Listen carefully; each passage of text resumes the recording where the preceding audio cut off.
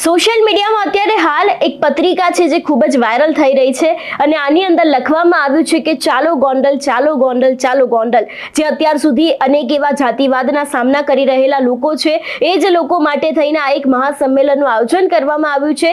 જો પત્રિકા વિશેની વાત કરવામાં આવે તો તમે અત્યારે હાલ સ્ક્રીન ઉપર જે પત્રિકા જોઈ રહ્યા છો એની અંદર જ લખવામાં આવ્યું છે કે જય ભીમ। આપ સૌ જાણો છો તે પ્રમાણે આઝાદી મળ્યાને 78 વર્ષ થવા છતાં જાતિવાદ આપણો પીછો છોડતી નથી કહેવાતા માનવવાદી લોકો સત્તા સ્થાને બેસી આપણા સમાજના યુવાનો, આગેવાનો અને સમાજના તેજસ્વી લોકોની કારકિર્દી કેમ પૂરી કરી દેવી તેના ષડયંત્રો રાજકોટ રૂરલ પોલીસના અમુક જાતિવાદી અધિકારીઓ કરી રહ્યા છે।